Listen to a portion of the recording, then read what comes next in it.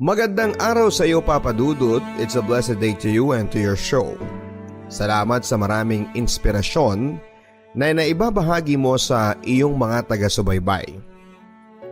Papa Dudut, nais ko pong ibahagi ang aking karanasan at storya ng buhay. Higit 10 taon na ang nakakaraan at tandang-tanda ko pa ang lahat. Lumaki ako sa simple at disiplinadong pamilya. Ang aking ama ay isang masipag na magsasaka at karpentero ng aming barangay. Ang aming ina naman ay isang masusing may bahay ng aming pamilya. Panganay po ako sa aming 5 magkakapatid at biniyayaan lamang kami ng isang lalaki. Kaya madalas ay nasasabi nila na panay kami mga prinsesa. Masaya at maayos naman ang aming pamumuhay. Bagamat may kahirapan ay sagana naman kami sa pagmamahal ng aming mga magulang. Nagtapos po ako ng elementarya taong 2000 at nagsimula ang aking misteryosong buhay nang tumungtong na ako ng high school. Section B po ako sa aming paaralan. Pangunahing prioridad ko sa buhay ang makatulong sa aking mga magulang. Kaya naman sinisikap kong makapag-aral ng mabuti. Hilig ko, Papa Dudut, ang magsulat ng mga salaysay at lumikha ng mga tula na magsisilbing inspirasyon sa aking mga kamag-aral at maging sa mga mambabasa. Maging ang pag-awit at musika ay malaking parte ng buhay ko na minana ko pa sa aking mga magulang. Sa edad na 14, Papa Dudut, ay masasabi kong matured na ako mag-isip sa maraming bagay sa buhay. Nandiyan ang pagkakaroon ko ng paghanga at idolo sa loob ng campus namin. Marami sa aming magkakaklase ang may mga nobyo at nobya na sa loob at labas ng aming section. Baka nga, Papa Dudut, bukod tanging ako lang ang wala sa takot ko sa aking mga magulang. Lumipas ang mga araw at buwan. Sikat sa pandinig ng mga mag-aaral sa aming campus ang pangalan ng isang lalaking hindi ako interesadong makilala. Alas 8 ng umaga habang nagkaklase kami sa aming section, na good morning sa pintuan ng isang lalaking mistiso. Medyo kulot ang buhok, may mapupulang labi at may kabandakan ng konti. Gwapo siya as in. Late ka na, ang sabi ng aming advisor. Bakit ngayon ka lang? Yumuko siya at umupo sa bandang likuran ng silyang aking kinakaupuan. Hindi ko siya nilingon at nag-focus ako sa exam na sinasagutan ko. May exam kasi kami ng mga oras na yon. Hindi nagtagal ay narinig ko ang boses niya sa bandang likuran at ang sabi niya, "Tapos ka na? Pakipasa naman ang papel ko." Agad kong inabot patalikod ang papel niya nang walang kahit na anong salita mula sa akin.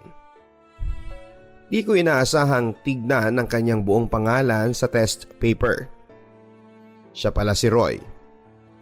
Saka ko siya nilingon at nakita ko ang kanyang mata.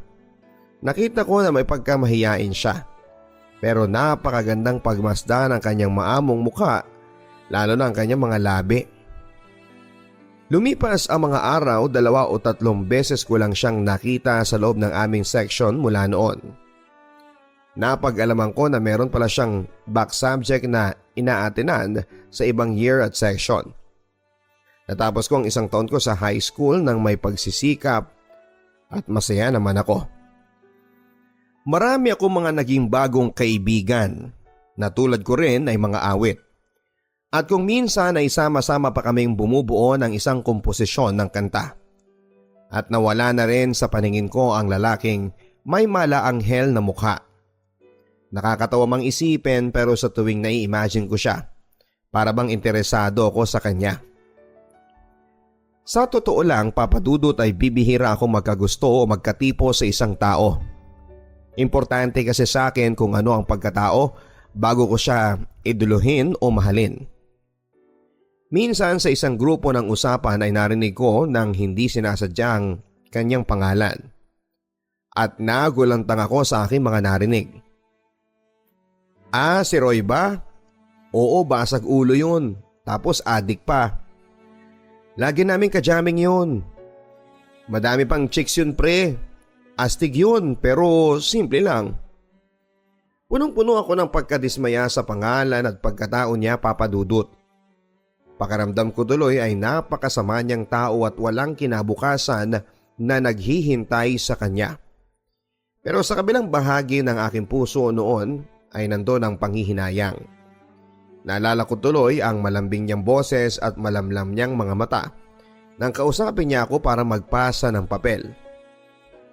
Nasa 2nd taon na ako ng aking pag-aaral sa high school taong 2002. Gaano mang kahirap ang aming buhay ay pinipilit kong makatapos. Naging miyembro ako ng teatro at journalism class dahil gustong-gusto ko po talaga ang pagsusulat. Kahit na madalas ay napapagalitan ako ng aking ina at ng aking ama kasi ginagabi na ako sa pag-uwi buhat sa aming paaralan. Kailangan kasi ng matibay na kooperasyon mula sa mga head writers ng journalism class para makabuo kami ng magandang presentasyon sa araw ng pagbabalita. At kami bilang mga manunulat ay madalas at siyang natitira sa loob ng aming silid-aralan. Mahigpit ang aking mga magulang pero mapagmahal naman sila sa amin. Ayaw lang nila na matutulad kami sa mga kabataan na naliligaw ang landas. Kaya't sa kabila ng kanilang kahigpitan, nandoon ang patuloy kong pag-unawa sa kanilang damdamin bilang mga magulang. Isang araw sa hindi inaasahang pangyayari sa aming pamilya, biglaang nagkasakit ang aming ina. Ang sabi ng doktor ay tuberculosis ang sakit ng nanay namin. Kinakailangan ng 6 na buwang gamutan para gumaling ito. Hindi naman kami pinabayaan ng Diyos at ng aming ama. May kaliitan pa rin kasi ang aming mga kapatid ng mga panahon na yon. Malapit na ako matapos sa 2nd taon ng sekundarya nang magpasya akong huminto at magtrabaho muna sa aming bayan para makatulong sa mga gastos at gamot ni inay. Agad naman ako nakapasok sa tulong ng ninang ng nanay ko. Head nurse siya sa isang ospital at pumayag siya na sa kanya ako tumira bilang kasambahay. Habang binigyan niya ako ng oportunidad na makapag-aral sa isang universidad sa aming lalawigan sa Batangas. Lumipas ang panahon, Papa Dudut. Nahirapan ako bilang working student, nakakapagod pero isinakripisyo ko pa rin ang pag-aaral ko para makapagtrabaho ako sa lalong mas lumalaking gastusin para kay inay. Nakatanggap ako ng isang liham mula sa isang kaibigan upang sa Maynila ako mamasukan bilang isang sales lady sa isang maliit na grocery store sa Makati. Dahil sa aking sipag at tiyaga, kasabay ng pagtutulungan namin ng aking pamilya, nakapag-aral pa rin ang sumunod sa akin na kapatid kong babae. Lahat sila nag-aaral ng panahon na yon. Ako muna, Papa Dudut, ang nagsilbing nanay nila habang katuwang ko sa responsibilidad ng aming ama. Nasa 2nd taon na rin ng sekundarya ang aking kapatid na si Jane nang makatanggap ako sa kanya ng mensahe sa isang text. Ate, miss ka na namin. Uwi ka na. Salamat sa lahat. Nag-aaral kaming mabuti.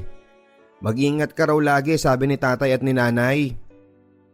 Kinurot ang puso ko, Papa Dudut. Pero bitbit noon ang saya at pudong inspirasyon sa aking buhay at pamilya. Lahat ay kaya ko at magagawa ko dahil mahal na mahal ko sila. Close kami ng mga kapatid ko at lahat sila sa akin. Lalo na si Jane na nooy dalagang-dalaga na rin. Barkada ko siya at kaibigan, ganong kami kasaya. Tumawag ako sa kanya at nag-usap kami sandali sa linya ng cellphone. Hello ate, thank you and super salamat ha. Kailan ka uuwi? Naku, next month na siguro after ng birthday ko. O ikaw ha, bawal magpaligaw at huwag sasama kung kani-kanino na hindi mo namang kilala. Mabangis ang panahon ngayon paalala ko. Ate, alam ko yun. Ayoko magalit ka at mabawasan ang ganda mo. Pagbibirong sabi niya. Pagkababa ko ng telepono papadudot ay may konting kaba akong nadarama dahil halos iisa lamang kami ng paaralan sa sekundarya ng kapatid ko. At hindi naman sa pagmamalaki papadudot ay magaganda ang aking mga kapatid. Anyong bigay ng Panginoon na laging paalala ng aming mga magulang na ingatan at mahalin ang aming sarili. Natakot ako na baka madala siya ng barkada. Pero winaksi ko ang negatibong iniisip ko noon bagkos ay nagdasal ako ng taimtim at nanalangin para sa kaligtasan nilang lahat. Maayos naman papadudot ang aking mga naging amo sa Maynila. Ang aking kaukulang sahod mula sa kanila ay pinapadala ko sa aking pamilya. Simple lamang naman ako at walang arte sa katawan, kaya menos ang kolorete at makeup. Mahilig lamang akong sumabay sa uso ng damit at sapatos. Fashionable ika nga. Kahit na kasi basahan na at pinaglumaan na ang damit ay nagagawang ko pa ng paraan na isabay sa modernong tahi at tagpi-tagpi. Raggy clothes, sabi nga nila. Basta may latest akong damit at sapatos ay kompleto na ako. Marami din ang mga nanliligaw at nagpaparamdam sa akin ng mga panahon na yon sa edad na 18. Sabi nga nila, edad ng kadalagahan ng isang babae. Pero hindi ako handang makipagrelasyon dahil laging nananatili sa isipan ko ang kalagayan ng aming pamilya. Mas kailangan nila ako kaysa sarili kong kaligayahan. Hindi pa ito ang tamang panahon para sa akin, napakalayo pa. Sabay hinga ko ng malalim. Magpapasko noon taong 2006 pagkatapos ng ilang taong kong pamamalagi sa Maynila ay nakatanggap muli ako ng mensahe mula sa aking kapatid. Ate, may manliligaw na ako. Hindi ba sabi mo wag maglihim sa'yo? Mabait siya ate, gwapo at may kayang pamilya. Sunod-sunod na sabi niya. Sa totoo lang, papadudot ay hindi ko kinatuwa ang lahat ng sinabing yon ng kapatid ko. Sinakyan ko na lamang siya sa kanyang kwento upang alamin kung sino ang lalaking tinutukoy niya. Ha? Talaga? Ikaw ha? Mag-ingat ka at napakabata mo pa. Saan ba nag-aaral ang lalaking yan at anong pangalan? Kapag dyan lang yan sa campus, tiyak kilala ko. Pabirong sabi ko. Ay ate, dito lang siya sa campus napasok. Nasa third year siya. May tinatapos lang siya sa academic sa section namin tapos barkada siya ng best friend ko. Pagmamalaking tugon niya. Ano nga pangalan? Roy ate ang pangalan niya, taga doon sa ibaba sa kanluran. May kung anong kabog sa dibdib ko nang marinig ko ang pangalan na yon. Pamilyar pa rin pagkatapos ng higit 3 taon. At ayon sa paglalarawan ng kapatid ko, siya na nga ang lalaking classmate ko noon. Siya na ang lalaking may maamong mukha pero madilim na hinaharap. Sa pagpapatuloy ng aming usapang magkapatid ay in-invite daw siya ni Roy sa kanilang tahanan para sa kaarawan ng ina nito. At inaya ako ng kapatid ko para umaten sa nasabing salo-salo. Nag-aalinlangan ako nung una pero dahil sa interesado ako kung talagang siya ngayon, ay napilitan akong pagbigyan ng paanyaya ni Jane. Dumating ang araw ng kasiyahan, naroon ang mga kamag-anak niya, kaibigan, kakilala at mga kaklase. Iba doon ay halos mga kakilala ko rin. Ganoon kaliit ang mundo sa aming dalawa. Roy, siya ang ate ko yung sinasabi ko sa iyo na nasa Maynila. Sabay lahat ng kanang kamay niya. Matagal ko bago inabot ang mga palad niya sa kung anong meron sa damdamin ko para bang naiinis ako sa kanya. Totoo, simple lamang siya pero ang yabang ng dating niya para sa akin. Lalo na nang masaksihan ko na halos puro babae ang kainuman niya, kaliwat kanan papadudot. Hindi ko nagawang makisalumuha sa kanilang grupo ng mga oras na yon. Bumukod kami ng table ng kapatid ko at paminsan-minsan ay lumalapit siya sa grupo ni Roy. Ako ay malayang nakamasid lamang sa kanila at sa buong bakuran nila. Lumalim ang gabi at nagpasya na kaming umuwi. Sabi ko kay Jane, halika na at umuwi na tayo. At baka mapagalitan na tayo ni na tatay. Pero bago kami tuluyang magpaalam, nagpa siya akong gumamit ng CR. Nagtanong ako at agad namang tinuro sa akin ang daan papunta sa palikuran. Pagkatapos ko sa loob ng banyo, agad ako nagtungo pabalik sa kung saan ay nandon at naghihintay ang aking kapatid. Sa daan ay hindi sinasadyang makasalubong ko nga si Roy. At dahil medyo may amats na ay nabangga niya ako. Ano ba? Mataray na sabi ko. Nagangat siya ng mukha at napatingin sa akin. Pasensya ka na. Ikaw pala ang kapatid ni Jane. Parang kilala kita. Pabigla niyang sabi. Parang kilala mo ko? Pwes ako kilalang kilala kita. Tantanan mo na ang kapatid ko ha. Tabi. Halos pabulyaw kong sagot sa sobrang kainisan ko. Nang oras ding yon habang papauwi kaming magkapatid ay tinanong ko siya, Papa Dudut. Ganun bang lalaki ang sinasabi mo na may kaya sa buhay at gwapo na lumiligaw sa'yo? Adik yun sa campus at basag ulo pa. Hay nako Jane, pwede bang pumili ka naman? Matabang nasabi ko sa kanya. Habang nagsasalita ako ay nakatitig lamang sa akin si Jane at nangingiting sinabing, Ate, I saw the sparks in your eyes. Wala ka bang nararamdaman?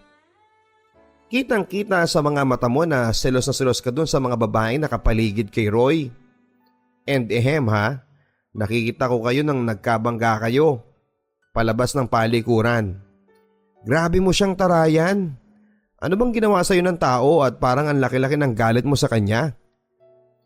Hay nako Jane, tigilan mo nga ako basta layuan mo yung lalaking yan ha. At siguradong magdudusa ka lang dyan kapag yan ang naging asawa mo. Happy-go-lucky na tao yan, walang pangarap. Ano lang ang meron siya? Lahat ng nakikita mo pundar ng nanay niya kasi wala siyang tatay, hindi ba? Pagalit na sabi ko. Siguro nasasabi ko ang lahat ng yon, Papa Dudut, kasi bata pa lamang ako ay marunong na ako sa hanap buhay. At gusto ko kung magkakaroon ako ng kasama sa buong buhay ko ay yung taong responsable at mahal ako. Na hindi ko nakikita sa pagkatao ni Roy. Lumipas ang mga araw, Papa Dudut, dahil na rin sa kapatid ko. Nakuha ni Roy ang cellphone number ko. Tinitext niya ako araw-araw at hindi nagtagal, Papa Dudut, ay nakikipagkwentuhan na rin ako sa kanya sa pamamagitan ng palitan namin ng mensahe. Napag-alaman ko, Papa Dudut, na siya pala ay huminto sa pag-aaral. Wala na siyang ama tulad ng pagkakaalam ko. At masasabi ko naman na maayos naman sila na nabubuhay sa pamamagitan ng nanay niya na nagtatrabaho sa isang insurance company.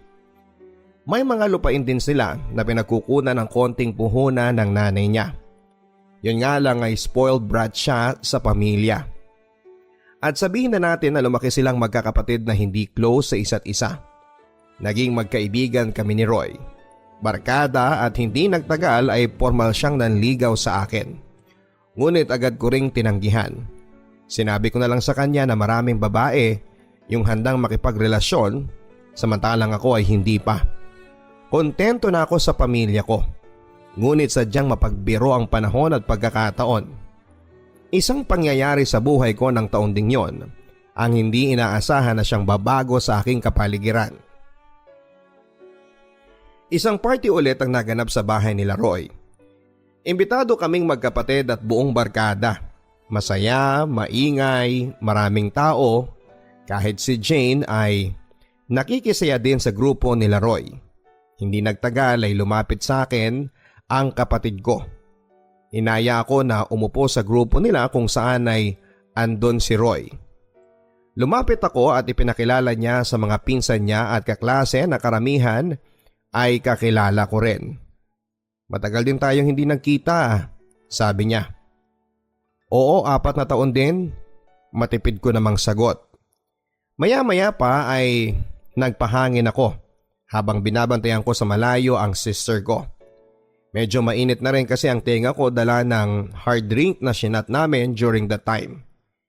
Nilapitan niya ako sa kinakaroonan ko at walang ano-ano sinabi niya na, gusto kita. Nagulat ako, Papa Dudut. Ang tangi ko lang naisagot sa kanya ay, pasensya ka na, hanggang kaibigan lang ang kaya kong ibigay sa'yo.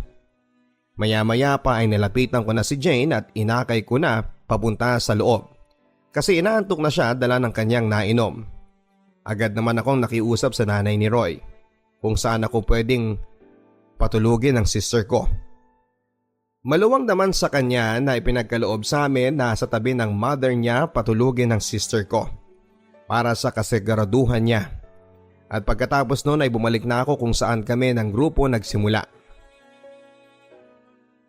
Nagkayaan kami na ipagpatuloy ang kasiyahan hanggang sa makaramdam na ako ng pagkahilo. Hanggang sa nagising na lamang ako sa tabi ng lalaking pinakamasama sa paningin ko. Litong-lito ako noon, Papa Dudut.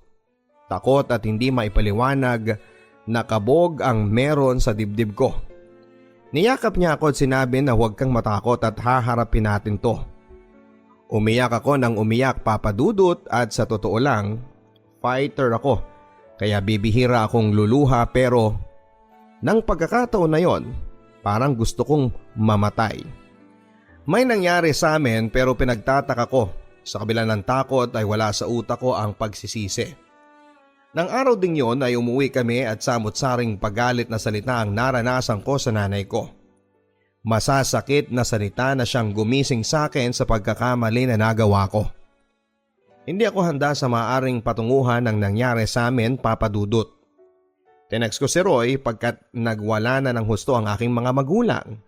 Malaki kasing kawalan sa kanila at tradisyon sa amin sa probinsya na kapag ang babae ay natulog na sa bahay ng isang lalaki, tiyak na kasalanan. Mauuwi ang lahat. At yon ang pinakamahirap na tanggapin para sa akin. Hindi ako, Papa Dudut, handa sa buhay may pamilya. Papa Dudut, parang takbo ng isang orasan ang mga pangyayari sa buhay ko noon. Kaagad nag-usap ang mga magulang ko at magulang ni Roy para sa aming dalawa. Tumira ako sa bahay nila habang inaayos ang nalalapit naming kasal. Ganon pala ang pakiramdam ng taong nagsisimula palang umibig. Kasabay ng pagkakilala ninyo sa isa't isa, maalaga si Roy sa akin at sinusubuan ako sa pagkain. Ayaw niya akong nahihirapan. Ako ang nagsasabon ng mga damit niya habang siya naman ang nagbabanlaw. Para kaming mga bata na naglalaro ng bahay-bahayan. Mabait din ang kanyang ina sa akin, maging ang hipag ko nakapisa namin. Nasa lilim kami ng mangga habang nagkwekwentuhan ni Roy. Paboritong paborito kong hinahagkan ang batok niya, lalo na kapag hindi pa siya naliligo. Minsan nasabi ko sa kanya habang magkatabi kami sa higaan.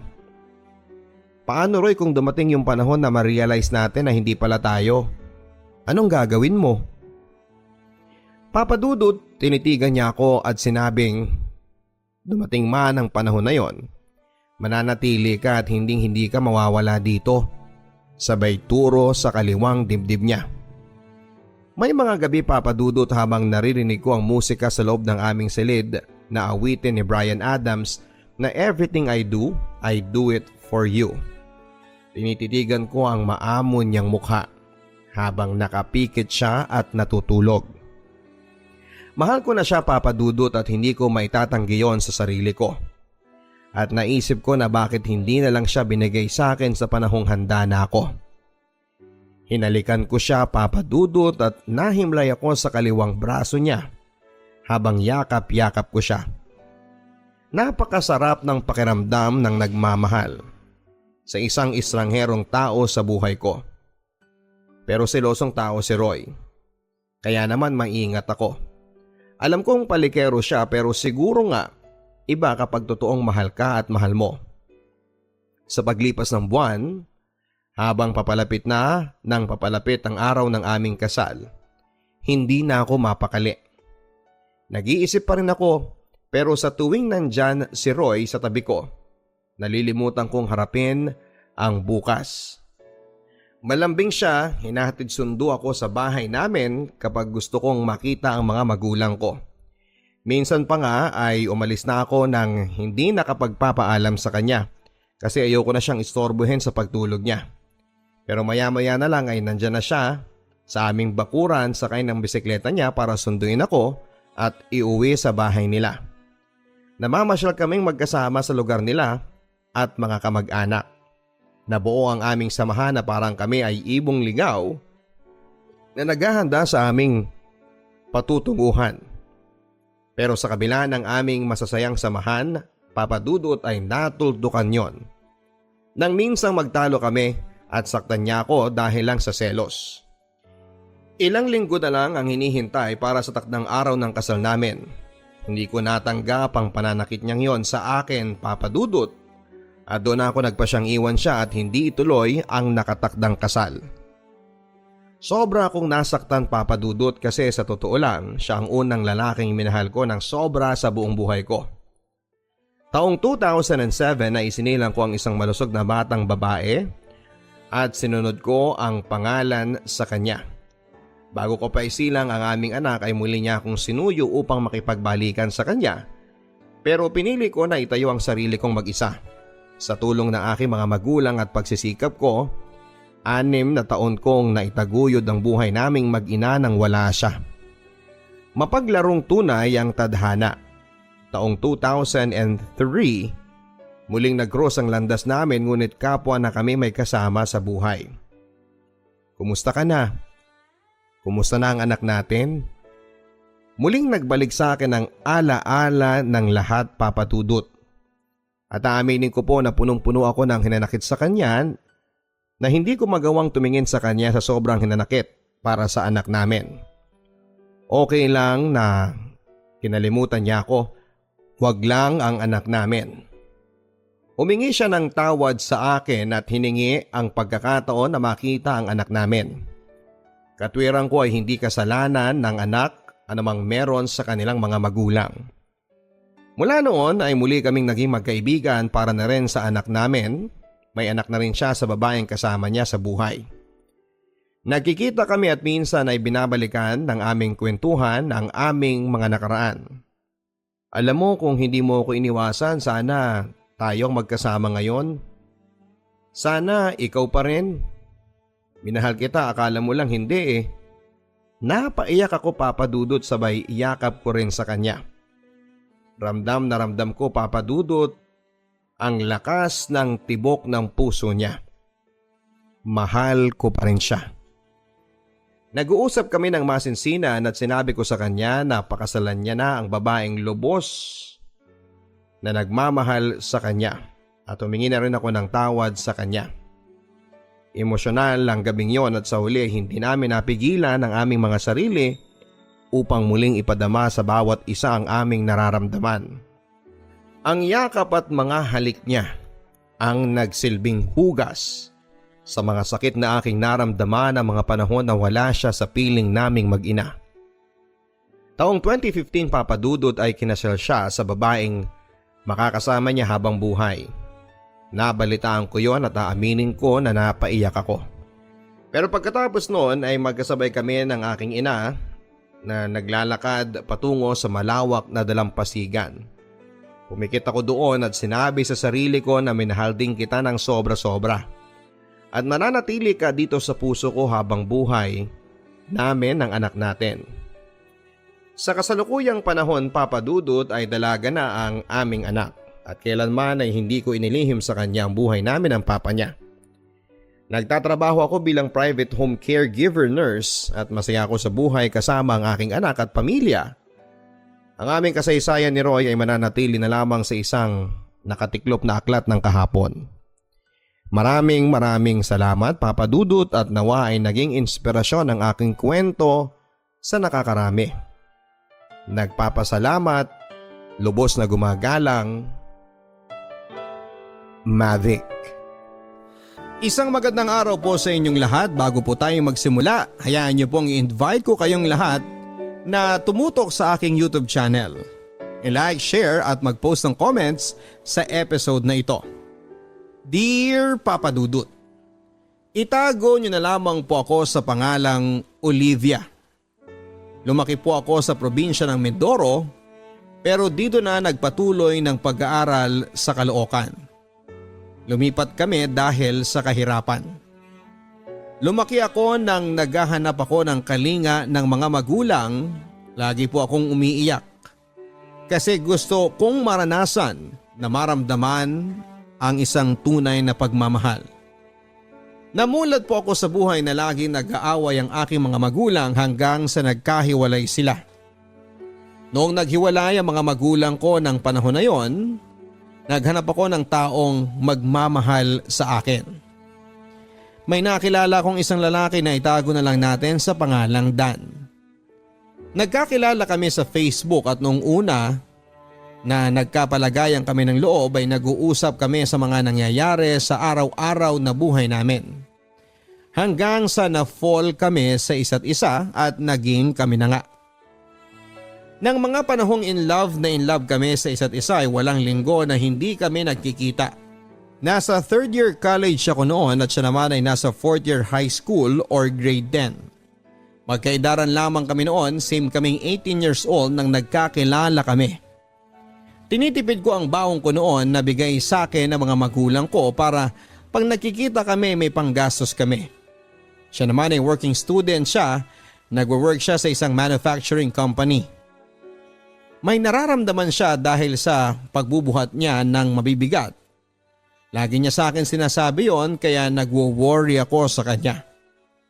Si mama kasi nagwo-work sa gabi, ang ginagawa ko para magkita kami ay hinihintay kong makaalis si mama ng bahay. Pagkatapos noon ang gagawin ko pag alis niya ay aalis din ako. Tapos madaling araw na akong umuwi noon kasi may nararamdaman siya sa katawan niya. Isang sabi lang niya sa akin ay nandun na ako agad sa kanya. Nang mga panahong nalalabuan ako sa relationship namin, wala pa kaming 1 year noon gusto ko na sanang putulin. Pero tinatakot niya ako na magpapakamatay daw siya. Kasi wala siyang katuwang sa mga problema niya. Natakot ako noon kasi baka gawin nga niya. Kaya naman nag-i-stay pa rin ako sa relasyon namin yon kahit na hindi na ako masyadong masaya. Hanggang sa dumating yung point ng buhay ko, nasa kanya na lamang umiikot ang mundo ko. Sobra kong tiwala noon sa kanya tapos proud na proud pa ako sa kanya. Sa tuwing nagkakasakit siya ay hindi ko alam ang gagawin para maging okay siya. Gusto kong laging nasa maayos ang kalagayan niya. Isang araw ay pinalaya siya ng kapatid niya sa kanilang bahay, umuulan noon at hindi ko din alam ang gagawin ko. Kung paano makatulong kaya nakiusap ako kay mama na sa bahay muna siya magstay. Sobra ang pagmamakaawa ko kay mama noon kaya pumayag siya.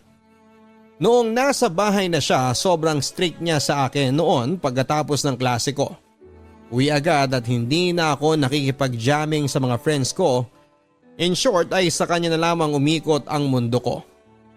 Hanggang sa makagraduate ako ng college, ako pa rin ang nasa tabi niya na halos lahat ng needs niya ay ako ang nagpo-provide. Nung nakagraduate ako ay may nakuha akong trabaho. Siya naman ay hirap na makahanap ng work kaya tinulungan ko siya na maghanap.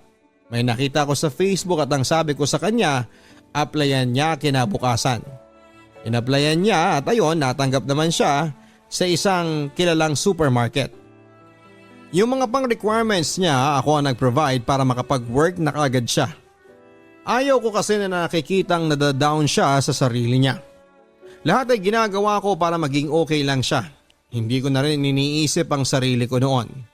Sa sobrang pagmamahal ko sa kanya. Noong may work na siya ay nagbabike lang siya papasok ng work niya. Tapos alam din niya na may ipon ako. Sabi ng mama ko, lagi niyang tinitingnan yung lagayan ng pera ko. Sa akin naman ay baliwala lang yon kasi hindi na siya iba sa akin. And one day ay sinabihan niya ako na gusto raw niyang magkamotor.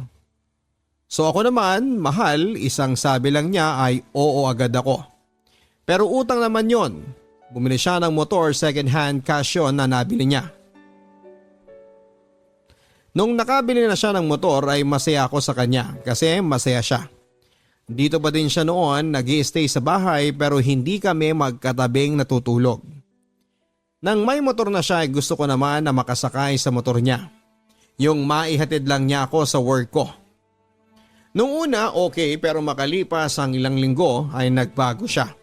Halos nagagalit na siya sa akin kapag nagpapahatid ako.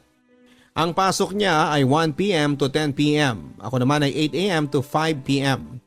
Ang ginagawa ko kada out ko sa hapon ay nagluluto ako para pag uwi ay may masarap siyang ulam. Makakakain siya ng masarap. Then one day ay nagka-problem ako sa work. Kasi kahit hindi ko work ay pinapagawa sa akin. Lagi na akong umiiyak noon at na-depress na ako. December 15, 2019, Christmas party namin noon nang nagpaalam ako sa kanya. Hindi siya pumayag pero umalis pa rin ako kasi gusto ko na ring mag-enjoy. Noong nasa Pampanga na ako, doon kasi ginanap yung Christmas party namin. Siya ay hindi na siya masyadong nagparamdam sa akin. Nalaman ko sa mama ko na hindi na siya umuuwi ng bahay. Pagbalik ko, ganun pa rin siya at hindi na siya nagchat-chat sa akin at nag-iba na siya. Sa paghihinala ko ay pinuntahan ko siya sa work niya at inalam ko kung sino ang mga ka-work niya. Kaso hindi ko malaman kung sino. Isang gabi ay hinintay ko na mag-out siya at nakita ko sila noong babaeng sobrang sweet nila na parang sinasaksak ako noon sa sobrang sakit. Nasa kabilang kalsada ako noon. Tumawid ako kahit madaming sasakyang dumadaan. Wala na akong pakialam. Ang sabi niya sa akin ay nagpapatid lang daw yung babae kaya inaccept ko naman ang reason niya. Nagbago na talaga siya. Kaya isang araw pag out ko na naman ay pinuntahan ko siyang muli sa work niya. Nang nakakuha na ako ng bibilhin ko, bagger siya noon ng isang cashier ay nakita ko na masaya siya at hinahayaan ko na lang. Nung andun ako sa harap nila ay nagulat siya na nandun ako. Hinintay ko ang break time niya at kinausap ko siya kung bakit ka nagkakaganyan, ano ba ang problema mo. Halos magmakaawa ko noon, wag niya lang akong iwan pero iniwan niya pa rin ako. Umuwi ako ng luhaan at ang dami kong iniisip noon saan ba ako nagkulang at ano ba ang maling nagawa ko. Ano ba? Iyak ako ng iyak noon at sa sobrang galit ko noon ay umalis ako ng 9 p.m. Hinintay ko mag-out sila ng 10 p.m. at tiniming ko na maglabasan lahat. At nung lumabas na sila ay tumakbo ako sa kanya at nagskandalo ako. Oo, nagskandalo ako at sinabi kong lahat ng sama ng loob ko sa kanya sa sobrang galit ko. Sinabi ko na bakit mo ko nagawang lokohin. Nang mga panahon na kailangan mo ng tutulong sa iyo ay nasa tabi mo ba siya? Nang panahon na may sakit ka, nasa tabi mo ba siya? Noong panahong walang-wala ka, tinulungan ka ba niya? Bakit? Anong nagawa ko? Anong pagkukulang ko?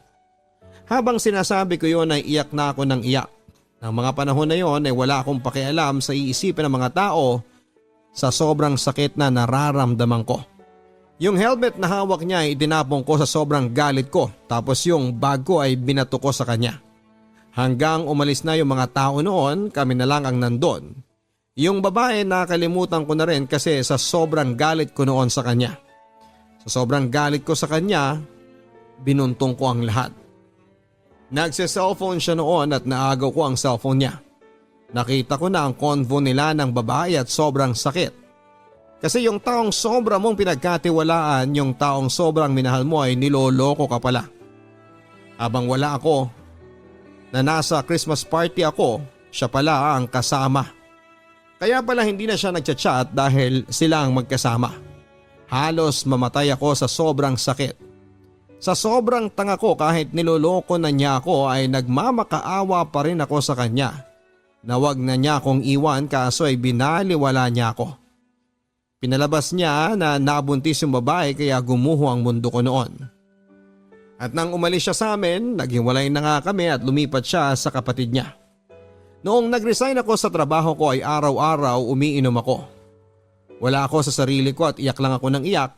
Nag-attempt ako ng mag-suicide, naglaslas ako, uminom ako ng mga gamot, tatalon sa building at halos mabaliw na ako noon at halos masira na ang buhay ko nang dahil lamang sa kanya. Naubos ang ipon ko dahil sa mga ginagawa ko. Umuwi ako ng province kasi akala ko ay doon ako magiging okay pero hindi ko kaya. Hindi ko kaya na magstay doon kaya bumalik ako dito sa Maynila. Pagbalik ko ay nag-apply ako sa awa ng Diyos ay natanggap ako. Siya naman noong nalaman na medyo okay na ako ay ginulo niya ulit ako. Ayon, marupok, tinanggap kong muli siya. Yun ang isa sa mga pinagsisihan ko, ang pagpapakatanga kong muli. Noong tinanggap ko siya ay walang-wala siya noon. Walang work at pera at wala ding siyang makain noon. Ayon, naawa na naman ako sa kanya. Tinanggap ko ulit siya, naging marupok akong muli. Akala ko hindi na niya ako sasaktan, may tiwala ulit ako noon sa kanya. Ayaw na sa kanya ng kapatid niya, kaya nakiusap ulit ako sa mama at kapatid ko na sa bahay ulit siya magstay. Ayaw nila pero nagmakaawa ako sa kanila kaya tinanggap ulit namin. Wala na naman siyang work at pumasok siya sa isang delivery courier. Okay lang kasi gumawa siya ng way para magka-work. Yung cellphone niya madaling malobat kaya naman kinunan ko siya ng brand new cellphone. Sa akin nakapangalan pero siya ang magbabayad. Hinahatid niya ako sa work every Monday morning tapos ay sinusundo naman niya ako every Friday night. Sabi niya sa akin nahihirapan daw siya. Inausap ko ang asawa ng kapatid ko at baka may hiring sa kanila. Ayon, nakapasok naman siya. Hanggang isang araw, feeling ko na naman ay binabaliwala niya ako. Nasasaktan ako ng palihim tapos pag hinahatid niya ako sa work, ihahatid niya lang ako, wala man lang salita. Nasasaktan ako, 3 buwan akong nagtitiis sa ganong klase ng pagtrato niya sa akin. Uuwi yung kuya ko galing ibang bansa at ayaw sa kanya noon. Kaya tinulungan ko siyang makahanap ng bahay, pinahiram ko siya ng pang down payment ng bahay, saka pambili lahat ng kailangan niya ng gamit sa bahay. Noong may nag-positive na ka-work ko, doon ako nag-quarantine. Kasi hindi ako makapag-stay sa bahay namin kasi may sakit ang mama ko. Noon ay tinitipid ko ang budget ko kaso ayoko maging magastos. Nung gusto niya ng Jollibee kahit ayaw ko kasi nga nagtitipid ako noon kasi malayo pa ang sahod ko. Pero pinilit niya ako kaya nagpa-deliver ako. Noong naka-work from home ako, doon sa kanya, gusto niya na pagising niya kakain na lang siya. Hindi ko yun magawa kasi madami akong work at halos nagbe-breakdown na nga ako noon sa hindi ko na alam ang gagawin ko. Tapos ganon ang ipinapakita niya sa akin, baliwala ako na akala niya ay nasisiraan na ako ng bait. Then nang pumasok siya pag-alis niya ay uminom ako sa sobrang sama ng loob. Tapos iyak ako ng iyak nung chinat ko siya, puntahan mo ko habang buhay pa ako. Sobrang down na ako noon at ang sabi ko sa kanya ay maghiwalay na kami, nag-oo kaagad siya. Pero nagmakaawa ako na wag niya akong iwan pero ayaw niya na talaga. Hinintay niya lang akong mapagod, sumuko. Nang araw na naghiwalay kami ay nalaman ko sa kapatid ko na lumipat agad siya ng bahay kinabukasan noong naghiwalay kami. Noong naghiwalay kami hindi na ako katulad ng dati na halos masiraan ng pag-iisip na kaya ko na. Then nalaman ko noong naghiwalay kami na may bago agad pala siya. Hindi ko na kwestiyon ang sarili ko noon kasi alam kong ginawa ko lahat para sa kanya. Pero kulang pa rin. Siningil ko na rin yung mga utang niya, yung kapatid ko ang sumingil sa mga utang niya. Tinakot ko na pag hindi binayaran ay mag-iiskandalo ulit ako. Ayun, nagbayad naman siya. Nag-resign din ako sa work ko, ngayon ay may bago na akong work. Ang sarap pala sa feeling na pinaparamdam sa'yo na mahalaga ka. Sobrang grateful ako ngayon sa work ko at sa'yo napatawad na kita, hindi dahil sa deserve mong patawarin, kasi deserve ko ng peace of mind. Tapos na ako sa iyo at tama na. Ngayon sa bago mo, wag mong gagawin sa kanya ang ginawa mo sa akin. Thank you sa lahat ng masasakit na alaala kasi ngayon na-appreciate ko na hindi ko pala kailangan ng ibang tao na magmamahal sa akin para ma-feel ko na buo ako. To myself, hindi mo kailangan ng ibang tao para mabuo ka. Just to learn to love yourself and appreciate everything that you have. Deserve kong maging masaya. Thank you Papa Dudut for giving me a chance to share my story at sa mga taong nakakaranas ng heartbreak, anxiety and depression. Guys, kaya natin to. Surrender lang natin kay God and time will come na darating din yung taong para sa atin. Huwag nating ipilit ang sarili natin sa mga taong hindi nakikita yung worth natin. At saka huwag tayo maghanap ng pagmamahal sa iba. Instead, mahalin mo na lang ang sarili mo. Hindi ka pa magsisisi. Thank you Papa Dudut and God bless and keep safe po. Nagmamahal at hindi na magiging marupok pa. Olivia.